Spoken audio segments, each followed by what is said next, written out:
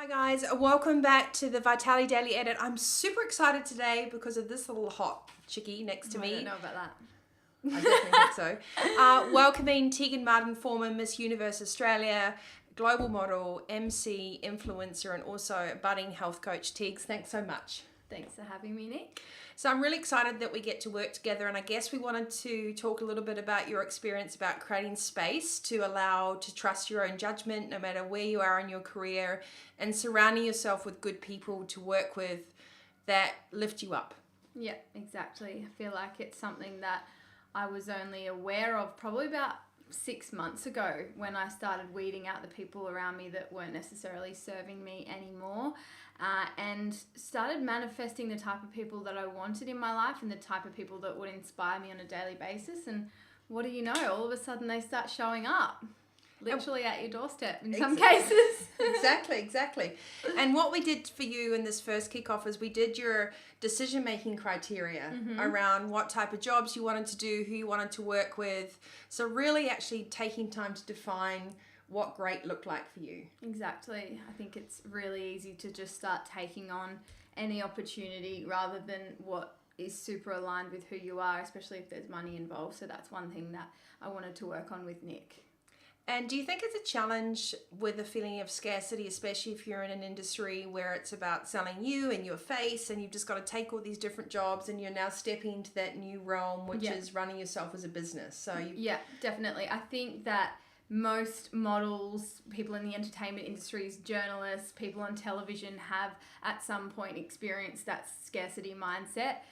It is the type of industry where you can be replaced overnight by a younger, more vibrant, energetic version of you. So you do always have that in the back of your head, and it's also really hard to get through the roller coaster of emotions that you go through when you have periods without work. So 2018 for me is all about creating my own work and never feeling like I'm relying on external people for my, it's a good word, for my validation.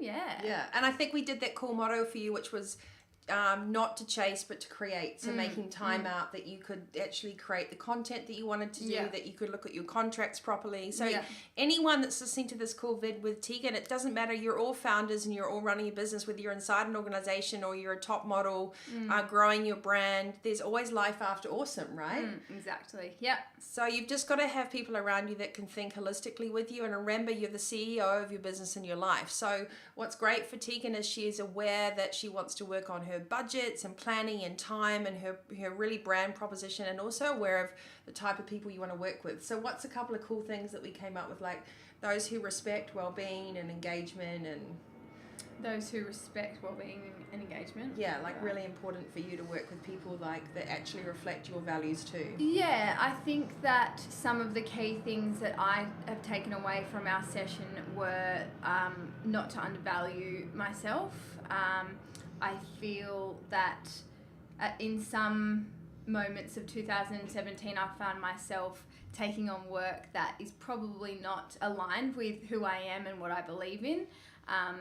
Just once again living out of that scarcity mindset and thinking that there would be nothing better, so just taking anything that comes my way and eventually overwhelming myself to the point where I feel like I've taken on things in such different areas and I sort of lost who I was in a way. And what's it been like just taking a couple of days out? So we spoke about cocooning before you can expand. So now you're going to do this regularly with me. Every 90 days we're going to do strategy as well with Kira. So what has that meant for you this time?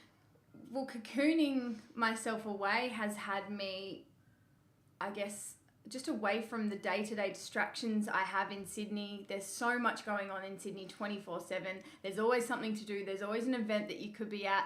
And just taking myself away and sort of locking myself in a room with Nick over a few days and having someone explain to me the importance of actually saying no to things in order to give yourself time to work on things that may not be making you money in that moment or maybe in that quarter of the year, but will make you a lot more money in the long run and will have you in a much happier place with your career and your life.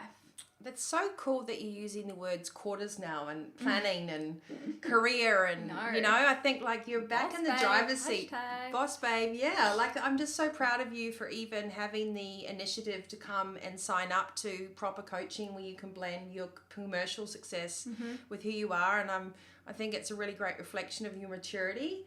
And it's such a privilege to work with you, but also to be able to share these messages for people that perhaps see so much on social media, you know, because it's so easy to look at one dimension. So what would be your piece of advice to anyone listening to this, no matter what they're doing, when they see Tegan Martin, you know, the brand and what goes on behind the scenes? What's one piece of advice you'd give?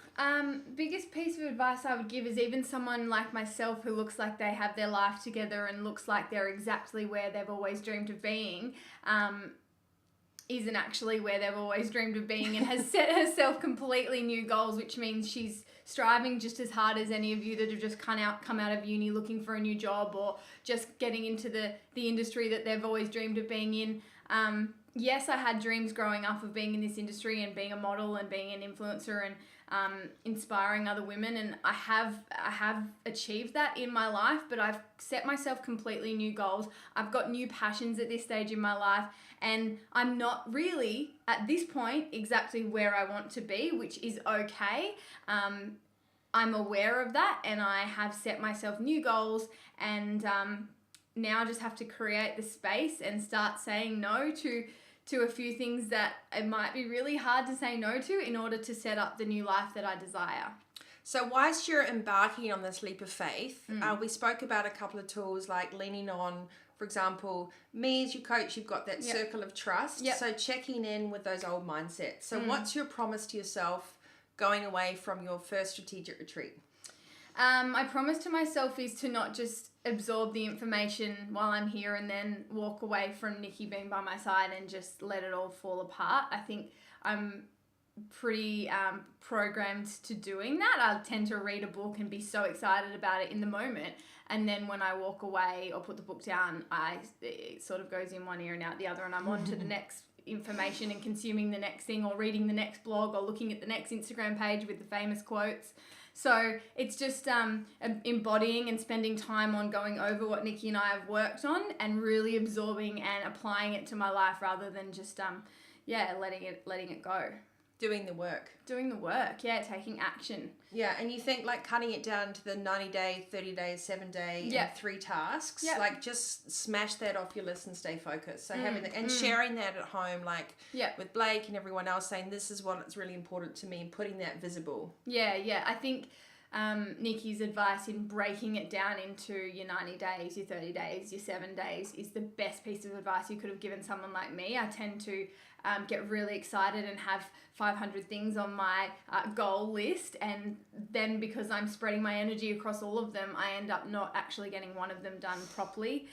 So it's about working more efficiently and breaking it down and knowing that I still will do a book next year, but it may be at the end of the year rather than the start of the year, putting less pressure on myself to try and get everything done ASAP.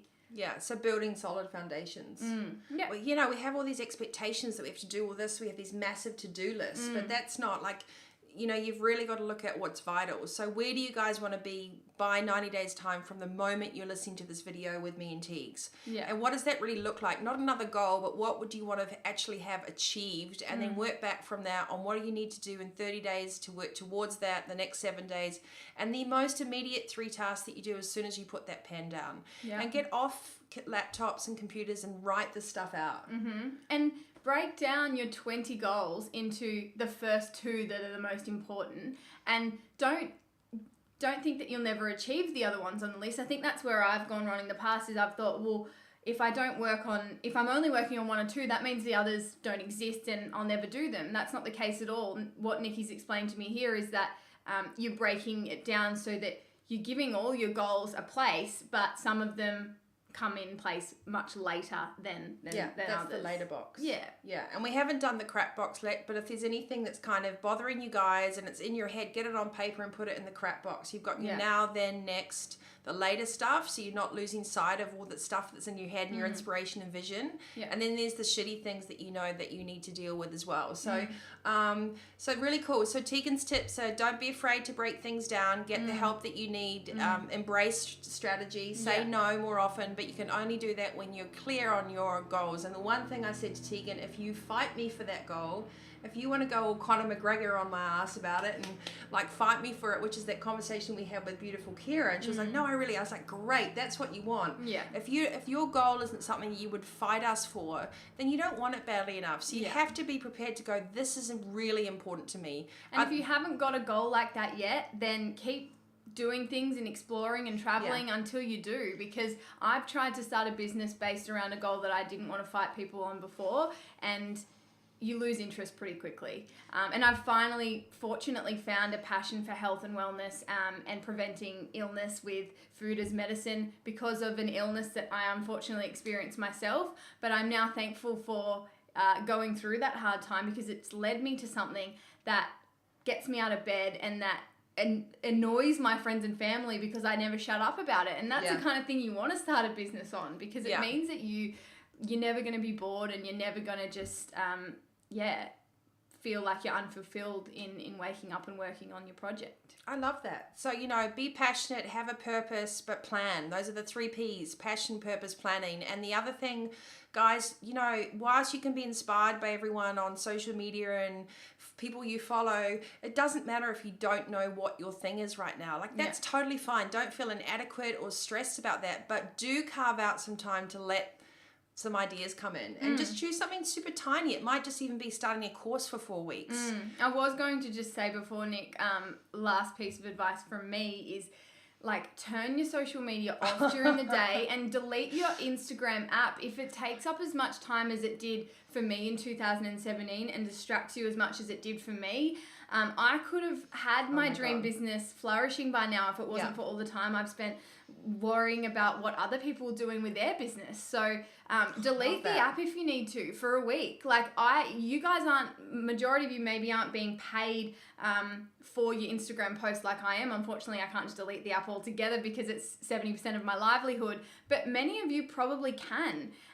Delete it until you've got your business idea in place, and then go back to it and uses it as a business tool, not as an opportunity to look in other people's lanes rather than staying in your own lane. Ooh, I love that. And that is so congruent to what I'm trying to say all the time, is just find your thing and hold your space. That was the first thing I wrote when you came and sat down yesterday, wasn't it? I was like, yeah. Be all like, good, like, it's a big one for me. Yeah, hold space and just stop and watch and listen. And I love that. Just stick to your own lane. It's hard today, but it's so rewarding, right? And then all this space comes in, and then all the right people around you and the right projects, the right jobs. Yeah. You've just got to have that courage, because if you don't leap, you won't fly, peeps. Love it. Yay. Peace out. Boss babes, hey, thank you so much for tuning into the Vitality Show. I'm just privileged to work with the most incredible souls. Not only are you really talented, but you are all driven, and I hope that anyone listening to this gets inspired by the beautiful people that we have on this show, to show you that it's not always just about what the first layer is, it's what goes on behind the scenes. And every single person at every stage in their life and career struggles with exactly the same self-doubt, chaos, overwhelm, over-information, and all you need to do is just pause and find someone that can help bring clarity. That's really what it's about, because they're your ideas and it's your life and your mission. Love it, Nick. Well done. Yeah, babe. So you can follow Tegan on tegan.martin on Instagram, of course, although she's not going to be on it as much as before. And me at nfogdenmore, and of course, thevitalitycoach.com.au. Lots of new stuff happening for 2018, but it's the 15th of December. Teags and I have had a couple of great days, and what a gift it is we can share her top tips with you guys across the world. So healthy, wealthy, wise team, and until next time. Bye, guys. Bye. Thanks. Cheers.